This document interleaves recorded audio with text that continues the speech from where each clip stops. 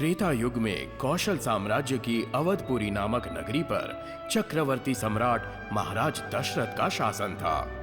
उनकी 3 महारानियों में से कौशल्या देवी के श्री राम, कैकेयी देवी के भरत और सुमित्रा देवी के लक्ष्मण और शत्रुघ्न जैसे 4 सुंदर, तेजस्वी और महाप्रतापी राजकुमार थे।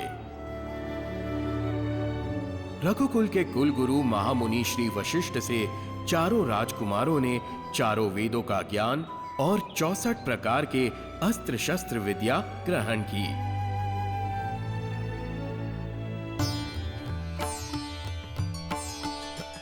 एक दिन महाराजा दशरथ के दरबार में महर्षि विश्वामित्र पधारे।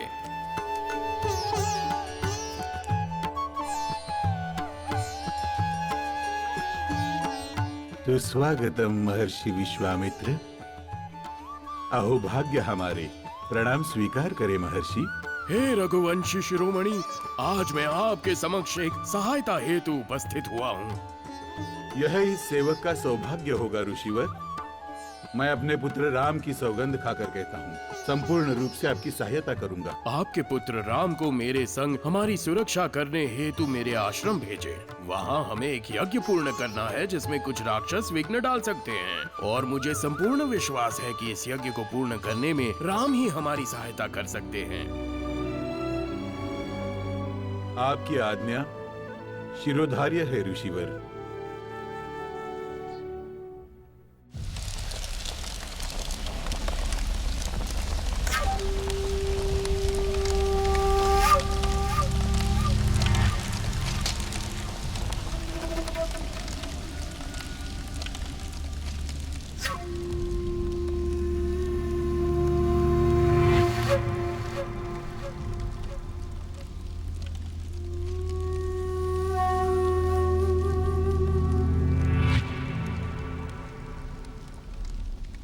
मारीच, सुबाहु, आज्ञा मातेश्वरी।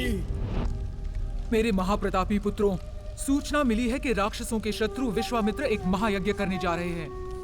हाँ माते, मैंने भी कुछ ऋषि मुनियों को वन में इस विषय में चर्चा करते हुए सुना है। विश्वामित्र कोई सामान्य यज्ञ नहीं कर रहा है। माते, आप तनिक भी चिंता ना करें, उस यज्ञ को हम पूरा नहीं होने देंगे। उनका ये यज्ञ सफल हो गया तो देव और क्षत्रिय और बलवान हो जाएंगे और हमारे राक्षस वंश पर संकट मंडराने लगेगा।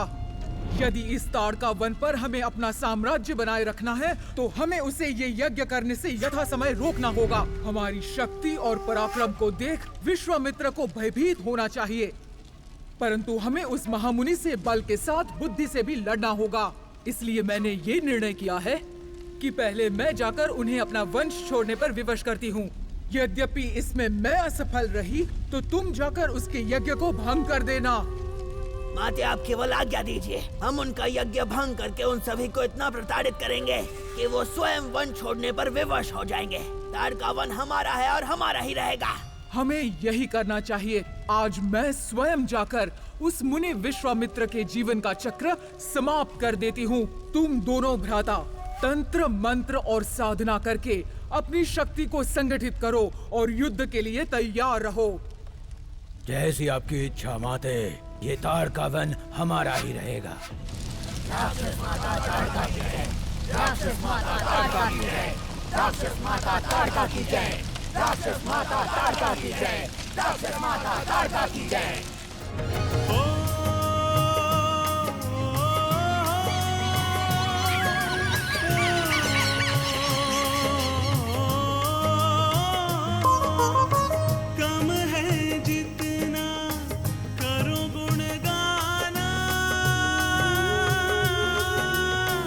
ईश्वर पहले गुरु को माना। राम सिया राम जय जय राम। राम सिया राम जय जय राम।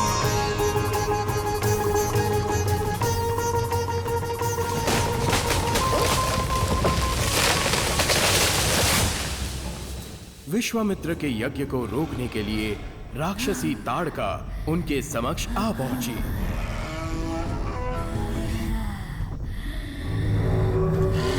श्री राम, सावधान, वह राक्षसी ताड़का है। रात्रि के अंधकार में उस राक्षसी की शक्ति और अधिक बढ़ जाती है। यह एक स्त्री है, यह सोचकर इस पर तनिक भी दया न दिखाना। ऋषियों के यज्ञ ये भंग कर देती है, इसका अंत करना ही होगा। जैसी आपकी आज्ञा।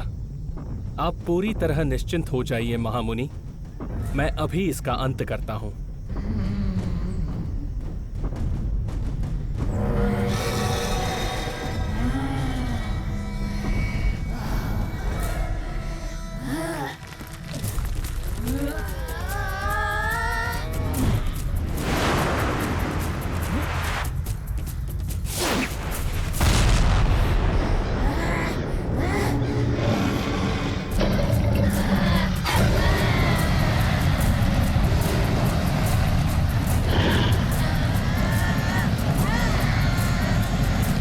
प्रभु श्री राम का अमोघ बाण ताड़का के हृदय के आर पार हो गया और वहीं उसका अंत हो गया।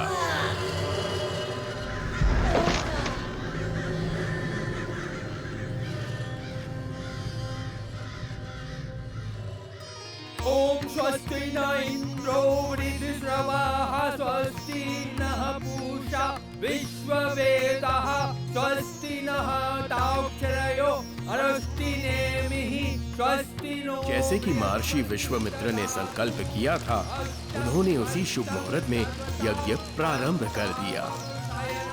हर हर करुणानिधि कमल ओम यज्ञ प्रारंभाय नमः।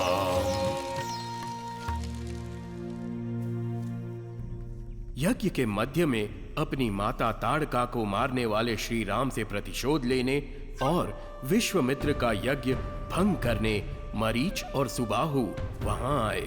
स्वाहा इदमग्ने नमो नमः स्वाहा इदमग्ने नमो नमः स्वाहा ओम भूर्भुवः स्वाहा ओम अग्ने स्वाहा ओम भूर्भुवः स्वाहा ओम भूर्भुवः स्वाहा ओम भूर्भुवः स्वाहा ओम अग्ने स्वाहा ओम इदमम स्वाहा।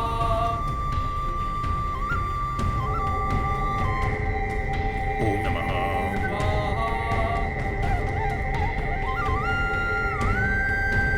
ओम नमः।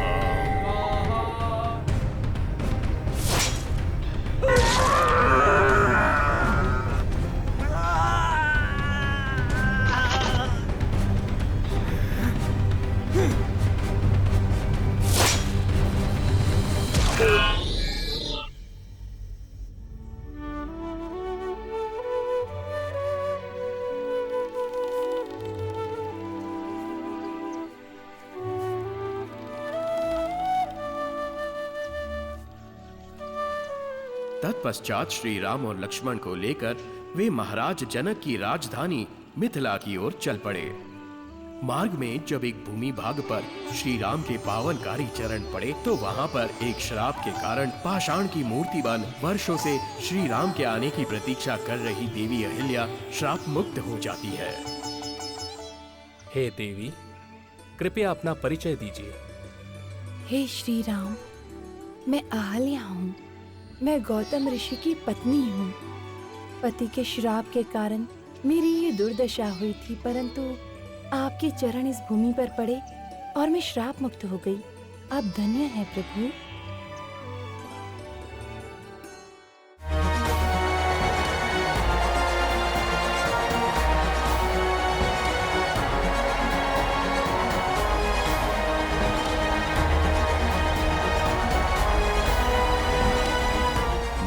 जनक ने अपनी पुत्री सीता इस धनुष्य को उठाकर जो भी वीर प्रत्यंचा चढ़ाएगा उसे मेरी पुत्री सीता वरमाला पहनाएगी।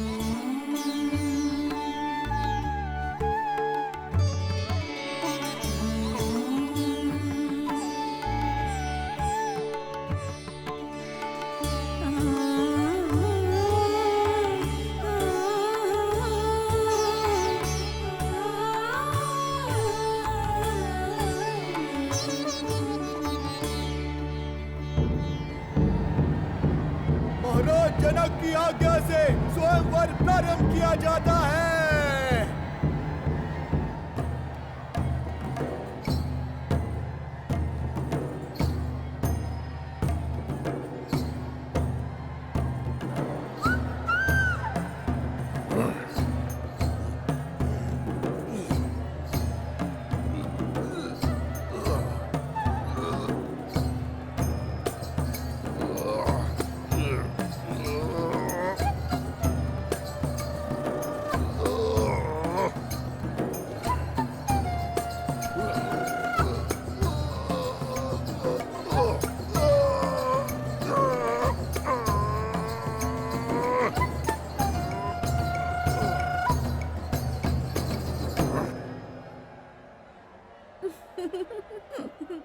मैथिली, आपको प्राप्त करने की आशा में आया हुआ कुंदन देश का राजकुमार धनुष उठा भी नहीं सका और अपनी कमर तोड़कर चला गया। अगले राजवीर मगध देश के राजकुमार पधार रहे हैं।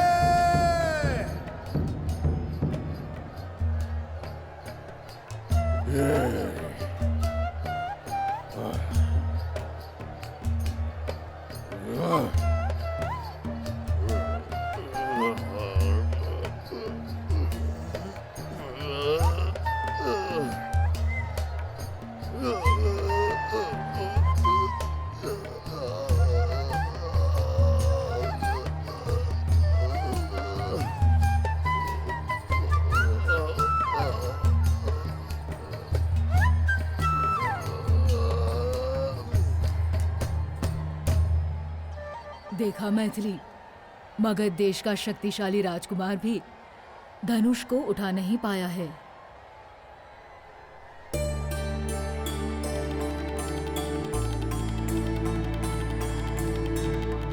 स्वयंवर में आए सर्व राजा और राजकुमारों में से कोई भी इस धनुष्य को नहीं उठा पाया। क्या इस सभा में ये कार्य करने के लिए कोई काबिल क्षत्रिय उपस्थित है?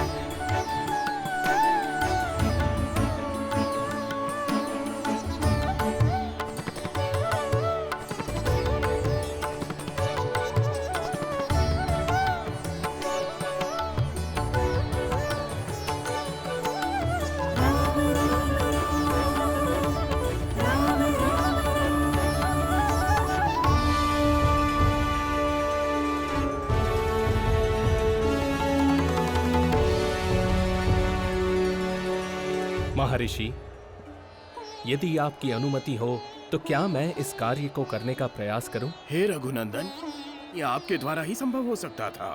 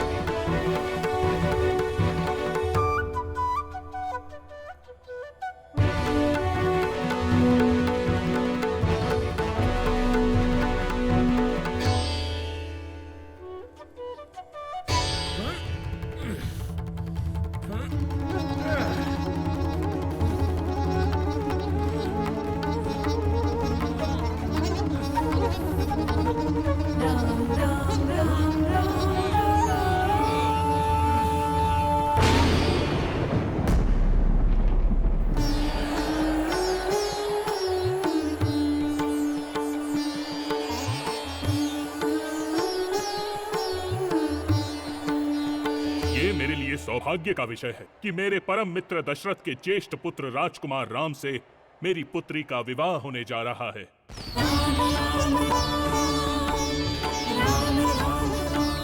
जनक की सहमति से राम सीता का विवाह होता है। बोलो सियावर रामचंद्र की जय, बोलो सियावर रामचंद्र की जय। महाराज दशरथ ने मंत्रीगण से किसको राजा बनाया जाए यह राय जानी। सभा में उपस्थित सभी हितोषी गानों को मेरा प्रणाम।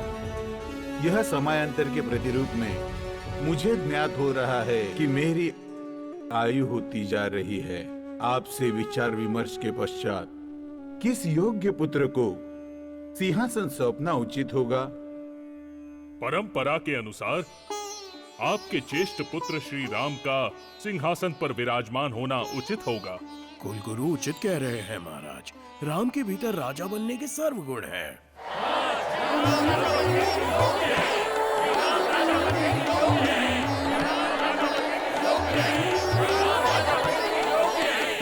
मैं अत्यंत प्रसन्न हूँ। जो इच्छा मेरी थी वही इच्छा मेरे अयोध्या के प्रजा की भी है।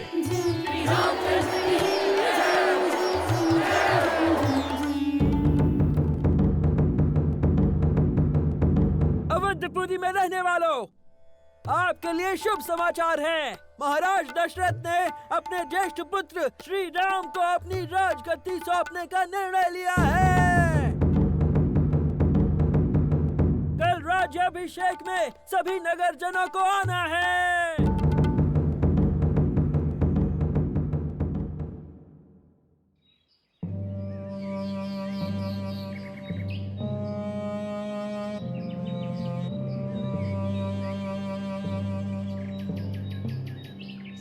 महारानी कैकेयी, समाचार सुना आपने? शुभ समाचार ही तो है मंत्रा। हाँ, परंतु वो आपके लिए नहीं, कौशल्या देवी के लिए है। ये तुम कैसी बातें कर रही हो मंत्रा? यदि ये मेरी दीदी कौशल्या के लिए शुभ समाचार हैं, तो मेरे लिए भी शुभ समाचार ही है ना? आप समझ नहीं रही देवी, आपका पुत्र अब राजा नहीं बना तो कदापि नहीं बन पाएगा और जीवन भर राम के समक्ष दास बनकर रह जाएगा। समझने की कोशिश करिए। परंतु मैं क्या कर सकती हूँ? आपको चिंतित होने की कोई आवश्यकता नहीं है। आपकी ये दासी जैसा कहती है वैसा कीजिए देवी। राजा दशरथ से वरदान मांगने का समय आ गया है देवी। हाँ, मुझे ज्ञात है। अभी मेरी बात को ध्यान से सुनिए देवी। आप महाराज से वो 2 वरदान मांग लीजिए। पहला वरदान ये मांगिए कि राम 14 वर्ष वनवास जाए और दूसरा वरदान ये मांगिए कि अयोध्या की राजगद्दी पर भरत का राज्याभिषेक हो। मेरे पुत्र को राजा बनाने हेतु राम को वनवास क्यों भेजना भला? आप अभी भी एक बालक की भांति वार्तालाप कर रही हैं देवी। अभी तू राम अवध में ही रह गया तो आपके पुत्र भरत को राजगद्दी पर विराजमान होने में असंख्य संकट आ सकते हैं। मुझे भास हो रहा है कि तुम उचित कह रही हो मंत्रा।